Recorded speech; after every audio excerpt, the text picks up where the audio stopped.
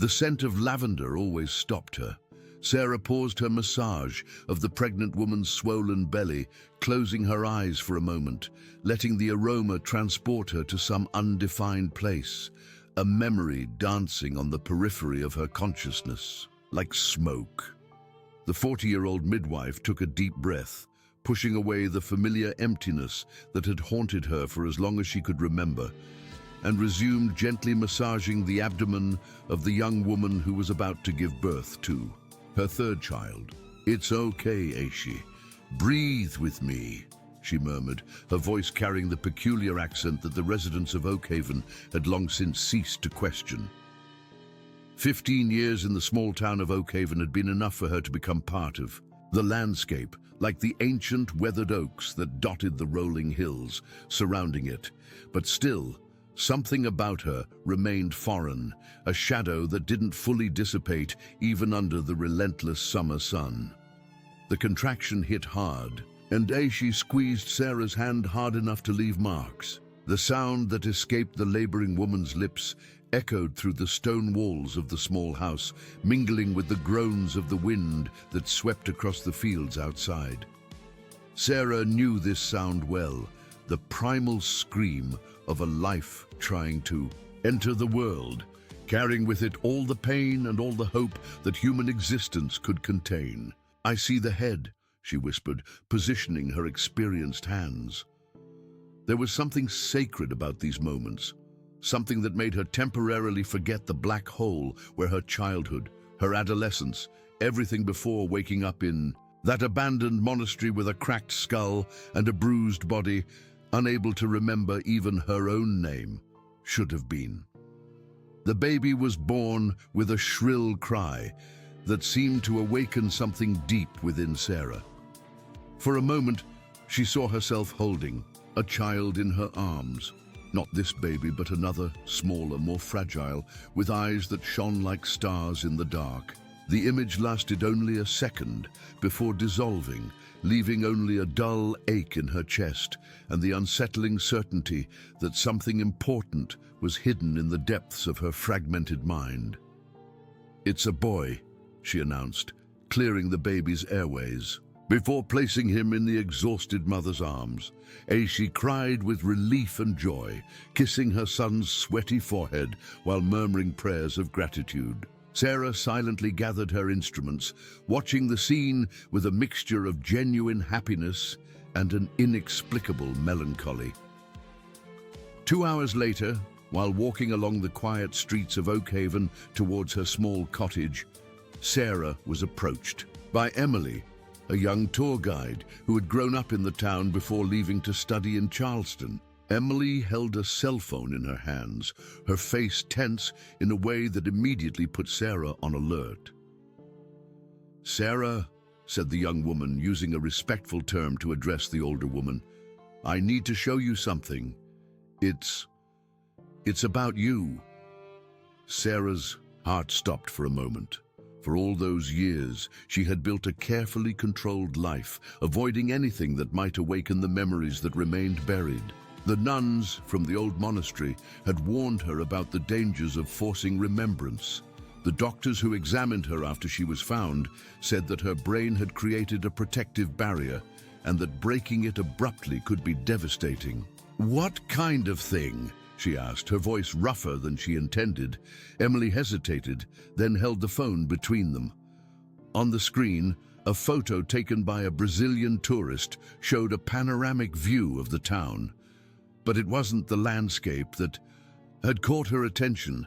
It was a woman in the lower corner of the image, partially turned away, carrying a basket of bread. The face was only partially visible, but it was unmistakably Sarah's. The photo itself wouldn't have been anything special, but it was the caption that made Sarah's blood run cold. "Unbelievable resemblance to Layla, the young Brazilian woman who disappeared in the US 15 years ago. Could she still be alive?" "Who is Layla?" Sarah asked. But even as the words left her mouth, something stirred in the depths of her mind. A name, her name. Not Sarah, a name the nuns had chosen for her, but Layla something, Layla. "I don't know," said Emily, her eyes shining with a mixture of curiosity and concern. "But this photo already has thousands of shares. People are saying you're identical to this missing woman.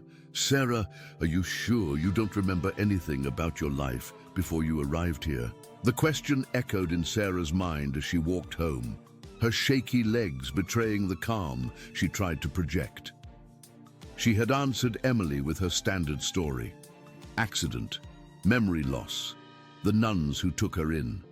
But now, alone in her quiet cottage, she allowed herself to confront the possibility she had always tried to ignore. What if her life before the accident wasn't just a blank page, but a chapter someone had tried to erase? She spent the entire night awake, lying in her narrow bed, staring at the ceiling, where shadows danced with the movement of the curtains. Every time she closed her eyes, fragments of images emerged.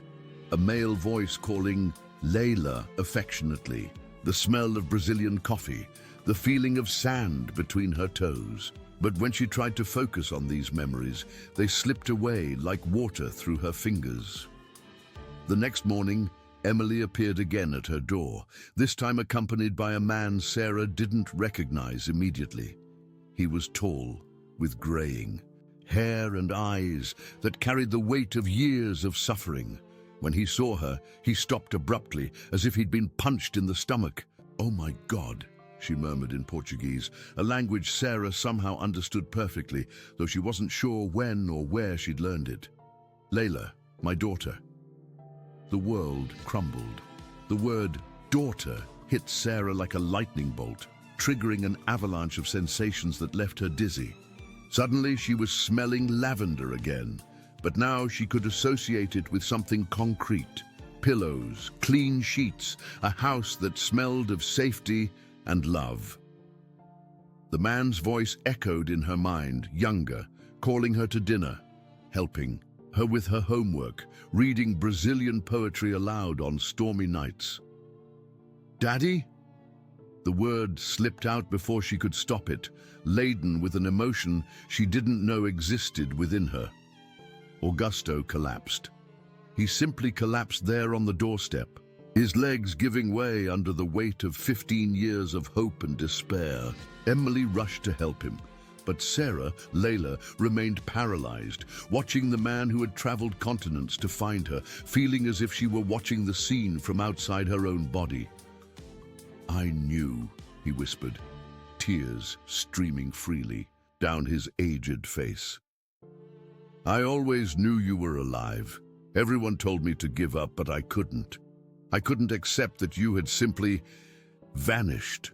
In the hours that followed, sitting in Sarah's small living room, the story unfolded like a nightmare in slow motion.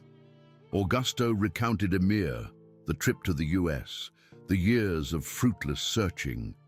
Each word he spoke awakened more fragments of memory in Layla, because now she knew she was Layla. She had always been Layla, even when the nuns called her Sarah to protect her. She remembered Emir now. Not completely, but enough to taste the bitter tang of betrayal on her tongue. She remembered the promises whispered across a computer screen, the declarations of eternal love, the feeling of finally being seen and desired by someone who seemed to understand her completely. And then, darkness, pain, the smell of mildew and despair, hurting hands, voices speaking in languages she didn't understand, negotiating her future as if she were a commodity. "Where have you been all these years?" Augusto asked, his voice breaking with emotion. "What happened to you?" Layla tried to find the words, but how could she explain 15 years of life built on foundations of amnesia? How could she describe the feeling of waking up in a world where she didn't exist, of having to create an identity from scratch, of living with the constant feeling that there was something important she had forgotten? "I don't know," she admitted finally. "I remember some things, being held captive, being afraid, and then nothing. I woke up in the monastery, injured, unable to remember even my own name. The nuns told me someone left me on their doorstep. Overnight, nearly dead. Their conversation was interrupted by an insistent knock at the door. Emily answered and returned pale-faced, followed by two men Layla didn't recognize. They were dressed in suits too expensive for locals, and there was something in their eyes that made her blood run cold. "Sarah," the taller of the two said, using the name she'd carried for 15 years, "we need to talk to you." Augusto instinctively rose, positioning himself between the strangers and his daughter. "Who are you?" The men exchanged a quick glance before the shorter one replied, "We're with the government. Immigration matters. It has come to our attention that you may be in the country illegally." It was a lie. Layla knew immediately it was a lie, not because she could prove it, but because something in their tone awakened a visceral memory of terror. She had heard voices like that before, voices that lied easily, that treated people like objects, that hid threats behind false smiles. "Her papers are in order," Daria said, finding her courage. "Sarah has lived here for 15 years. Everyone in town can vouch for her." "Documents can be forged," the taller man retorted, stepping into the room, "especially when dealing with people who appear out of nowhere." That's when Layla saw it. Right there, on the leather bracelet the shorter man wore on his wrist, was a symbol she recognized with a clarity that made her dizzy. A crescent moon intertwined with a serpent, the same symbol she had seen tattooed on the neck of a man who... The memory returned like a devastating wave. Emir hadn't been alone in that damp basement where they'd held her captive. There had been other men who spoke of merchandise and deliveries and special clients, and one of them, the one who seemed to command the others, wore a bracelet exactly like that one. "You're not with the government," she said, her voice surprisingly steady despite the terror she felt. "You're part of it, of what happened to me." The silence that followed was deafening. Then, as if a switch had been flipped, everything changed. The taller man drew a gun, pointing it directly at Augusto. "You're coming with us," he said to Layla, quietly, without making a fuss. "If you cooperate, your father won't get hurt," Emily screamed. Augusto tried to move, but froze as the gun turned toward him. Layla felt the world spinning around her, 15 years of peaceful life crumbling in a matter of seconds. But along with the terror, there was something else.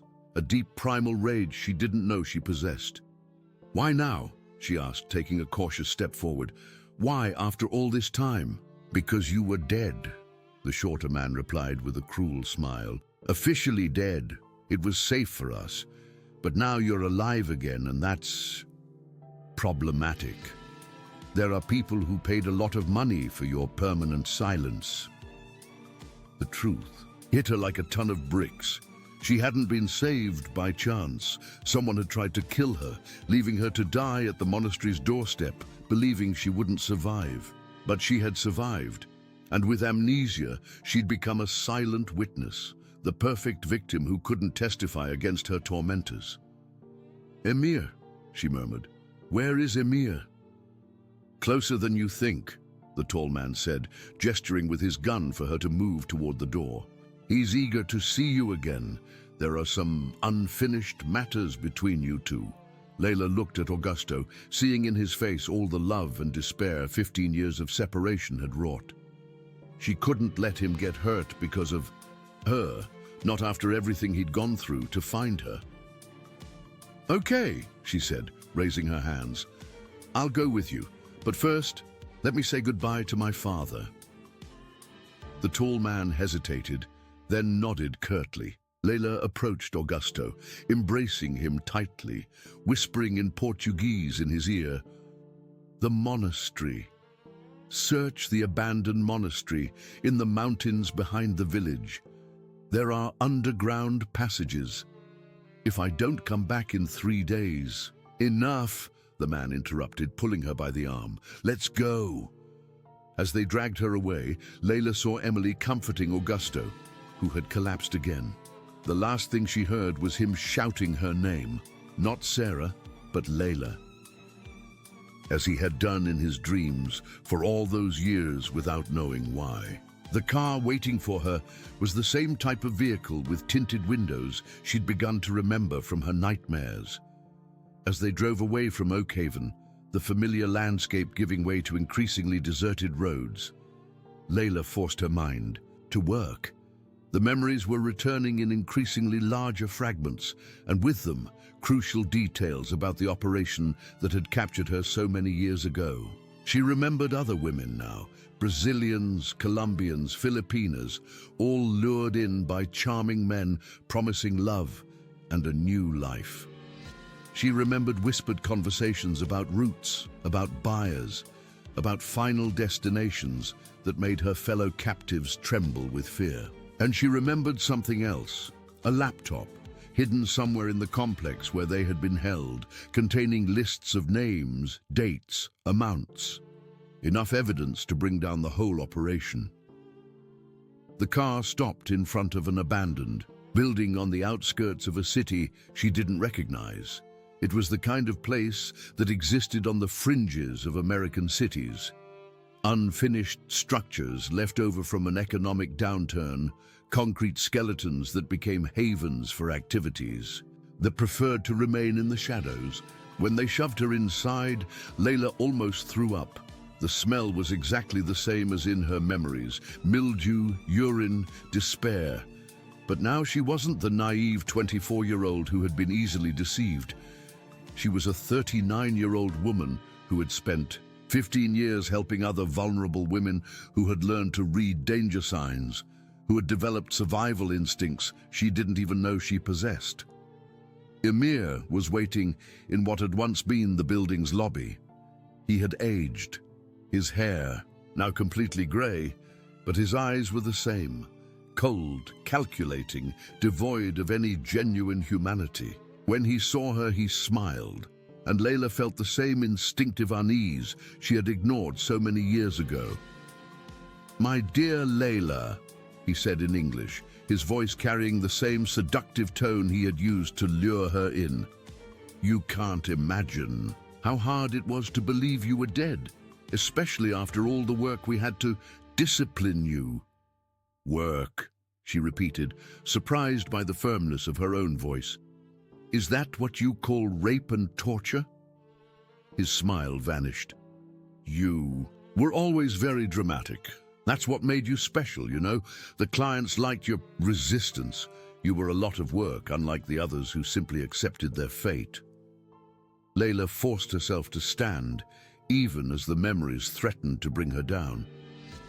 She remembered everything now: the months in captivity, the desperate escape attempts, the way she had been punished for every act of rebellion.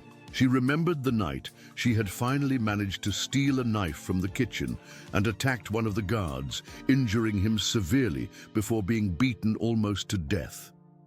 "It was you," she said, the final piece of the puzzle falling into place. "You left me to die at the monastery. You thought I wouldn't survive." "I knew you wouldn't survive," Emir corrected. "No one survives a skull fracture like that, but you were always stubborn." He approached her, and Layla could smell his cheap cologne mixed with the odor of cigarettes. "You know you can't leave here alive, don't you? Now that your memory has returned, you're too much of a threat."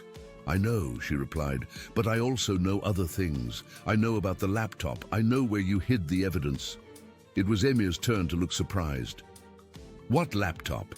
Layla smiled, a smile that didn't reach her eyes. "The one you kept in the basement office, with the names of all the buyers, all the routes, all the payments.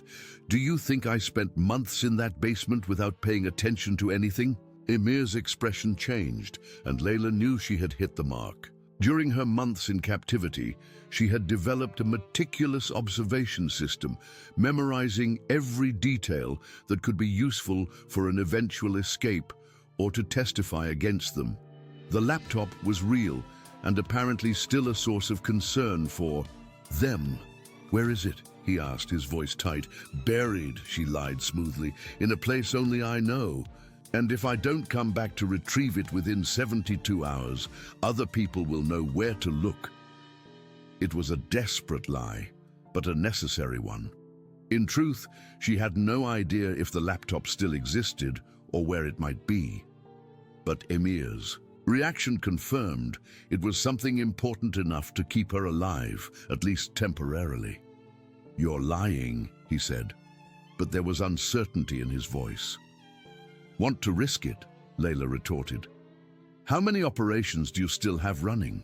How many high-profile clients whose names are on that laptop? How many politicians, businessmen, people who'd pay anything to keep their secrets buried?" Emir took a step back, then turned to the two men who had brought her. "Lock her up, but keep her alive, for now." As they dragged her to what had once been a basement bathroom in the building, Layla tried to memorize every detail of the route. The architecture of the place sparked fragmented memories. She'd been here before, during her original captivity. The walls were the same. The smell was the same. Even the sounds the wind made passing through the cracks in the concrete were the same. The makeshift cell where they locked her was a claustrophobic 6x6-foot space with a small barred window high up. Layla sat on the cold floor and forced herself to breathe slowly, to stay calm. She had survived this once. She could survive it again. But this time was different. This time she wasn't just a frightened victim. She was a woman who had spent 15 years helping others in desperate situations, who had learned about trauma and recovery, who had developed an inner strength she didn't know she possessed. And most importantly, this time, someone knew where she was. The hours crawled by. Occasionally, one of the men would check to see if she was still there, but for the most part, she was alone with her thoughts and her memories, which kept returning in increasingly intense waves. She remembered now the other women who had shared her captivity. Maria from Bogota, who had been promised a job as a nanny. Svetlana from Ukraine, who believed she was marrying a wealthy businessman. Anna from Manila, who had been convinced she would be a model. She remembered how some of them simply disappeared. One day they were there, whispering escape plans in the dark, and the next day their beds were empty. The guards never explained where they had gone, but everyone who remained knew it wasn't anywhere good. It was on the second day of her new captivity that she heard familiar voices outside her cell. Augusto was there, speaking broken Portuguese to someone who was translating into English. Layla quickly rose, approaching the door. "Papa!" she called out, not caring if they heard her. "Layla!" His voice carried relief and despair in equal measure. "We're here, my daughter. Are you all right?" "I'm alive," she replied, trying to keep her voice steady. "You shouldn't have come. It's dangerous." "We weren't going to abandon you again," a female voice said. Emily's. "We brought help." Help. Layla wondered what kind of help could be effective against armed and desperate men. But before she could ask, she heard the sound of quick footsteps and raised voices. Something was happening. The door to her cell burst open, and Emir stormed in, clearly agitated. "Your father brought the police," he said. "Very clever of you, but not clever enough."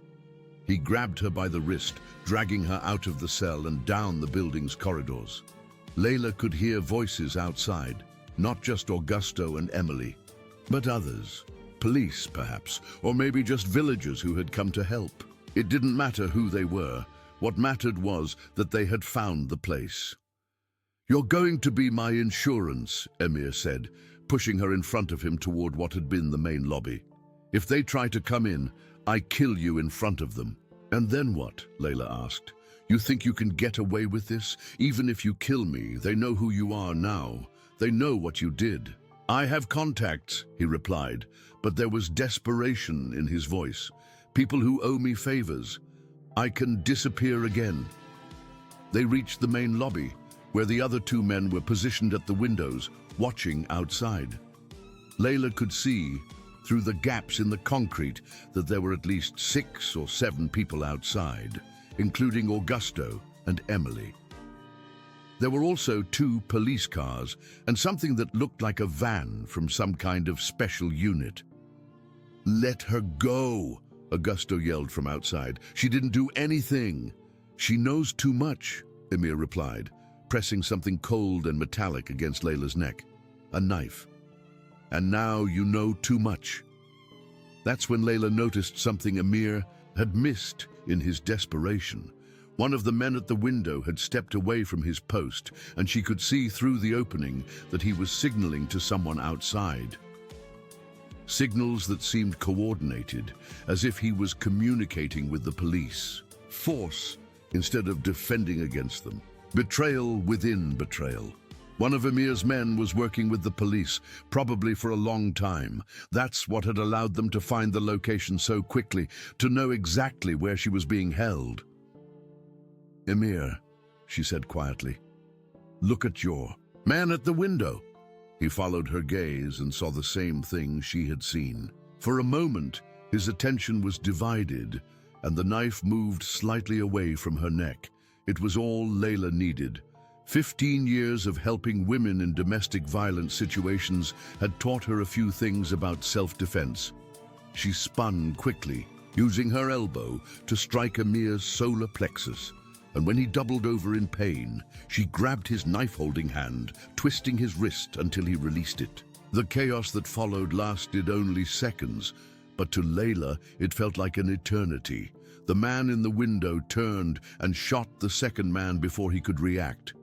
Emir, still gasping for breath, tried to reach the knife on the floor, but Layla was faster, kicking the weapon away and shouting to the people outside. Now get in here now! The doors burst open and uniformed men stormed the room, followed by Augusto and Emily. Emir tried to run, but he was quickly subdued. The man who had betrayed his own companions surrendered without resistance, his hands raised. Layla found herself in her father's arms, both weeping and trembling as the police secured the scene. It was only then that she realized she was no longer afraid. For the first time in 15 years, in fact for the first time since she had met Emir all those years ago, she felt truly safe. It's over, Augusto whispered in her ear. It's over, my daughter. But Layla knew it wasn't really over. There would be trials, testimonies, years of legal proceedings. There would be therapy to deal with the memories that had returned, and the challenge of integrating 15 years of life as Zeynep with the rediscovery of her identity as Layla. There would be the difficult decision of where to live, whether to return to Brazil with Augusto or remain in the US, where she had built a life and a career that meant a great deal to her. But for the first time in her adult life, these were choices she could make freely, without the weight of fear or amnesia. She was Layla again, but she was also Zeynep, the midwife who had helped dozens of women bring life into the world. The woman who had built a meaningful existence from the ashes of devastating trauma. In the weeks that followed, while the legal details were being sorted out and Emir awaited trial in a maximum security prison, Layla found herself torn between two worlds. Augusto had rented a small house in Oakhaven to be near her, while she decided what to do with her newly recovered life. He watched her with a mixture of joy and melancholy, clearly struggling to reconcile the daughter he had lost with the strong, independent woman she had become. "You don't need to go back to Brazil because of me," he said one afternoon, as they walked among the ancient, weathered oaks surrounding the village. "I see how people here respect you, how you've made a difference in their lives. I don't want to be selfish after all this time." Layla stopped and looked at her father, seeing in him the marks of 15 years of tireless searching. He had aged beyond his years, his hair now completely white, the deep wrinkles around his eyes telling the story of every sleepless night, every false lead, every moment of frustrated hope. "You're not selfish," she said, taking his hand. "You're the reason I'm still alive. If it weren't for your refusal to give up, I would have died in that basement 15 years ago, and Zeynep would never have existed." The truth was more complicated than she could put into words. Layla's memories had returned, but they now coexisted with Zeynep's experiences.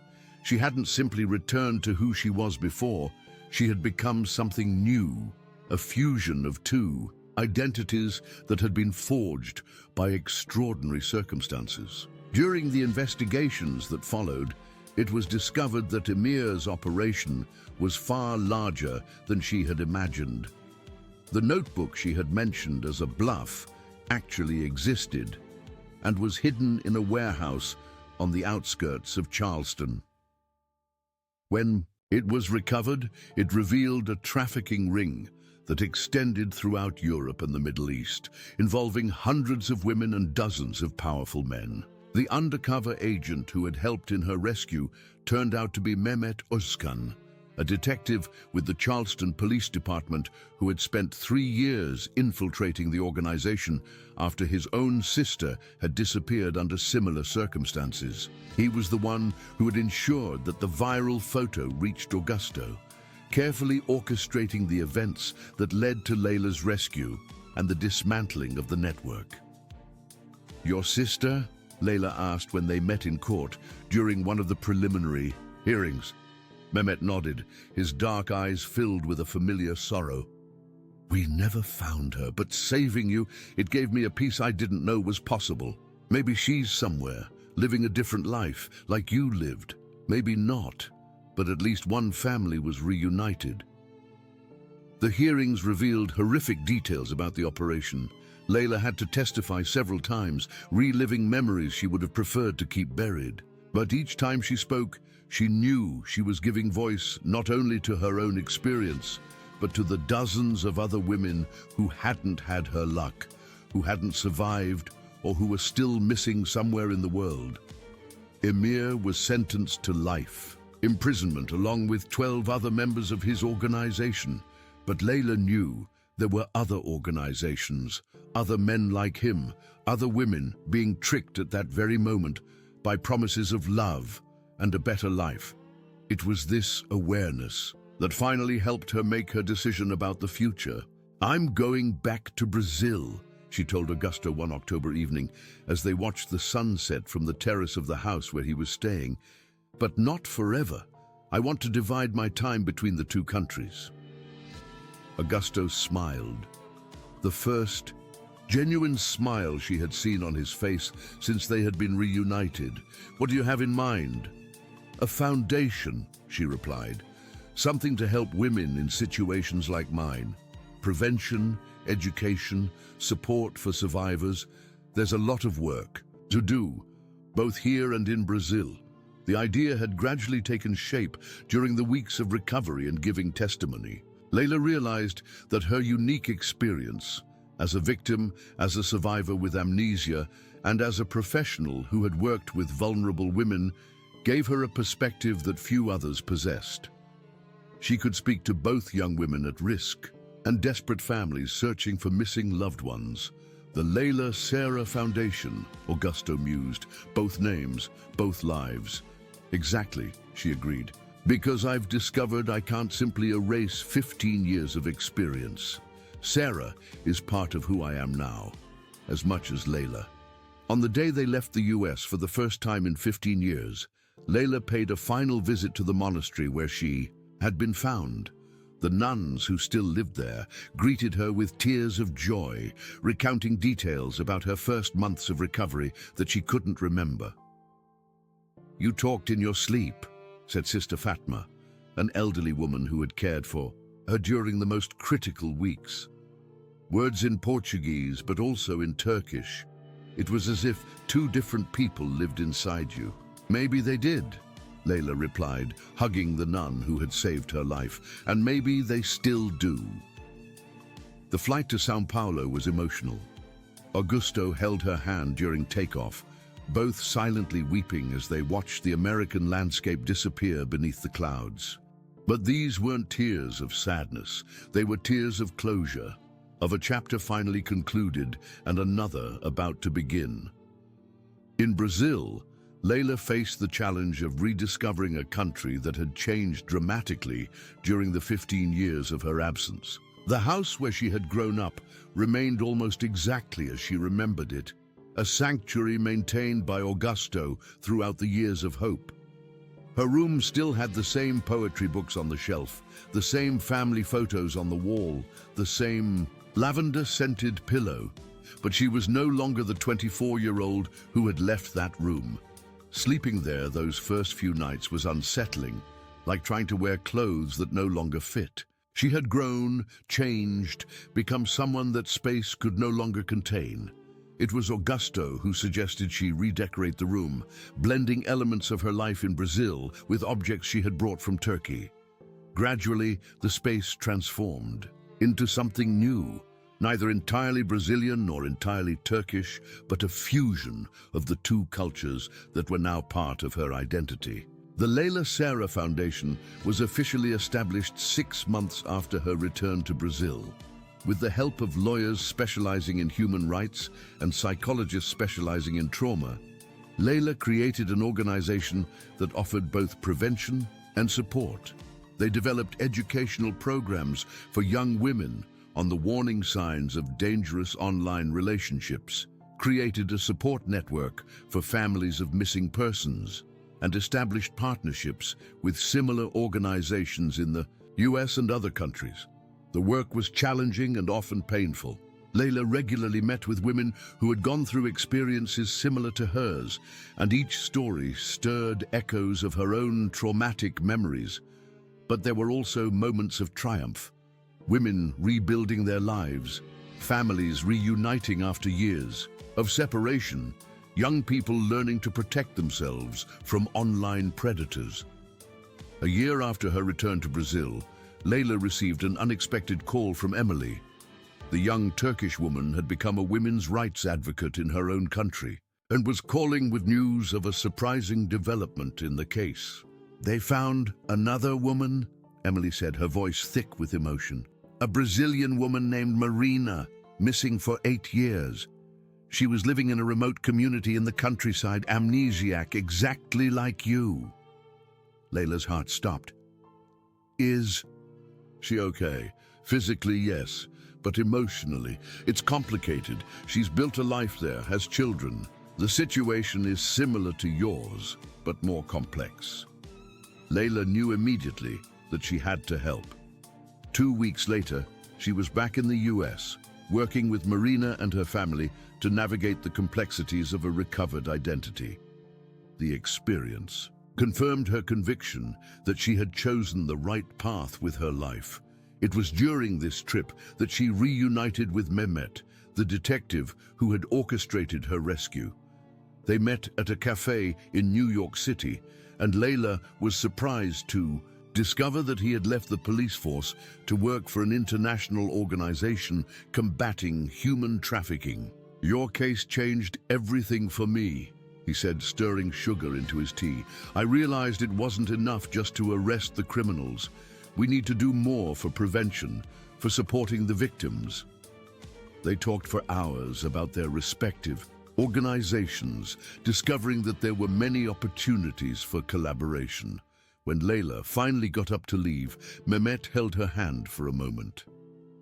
"You know you saved more than your own life when you decided to testify," he said. "Your testimony was crucial to dismantling several other cells of the organization. How many women were saved because of your courage?" The question echoed in Leila's mind during the flight back to Brazil. She would never know the exact number, but she knew that her decision to turn trauma into purpose had created ripples that spread far beyond her own experience.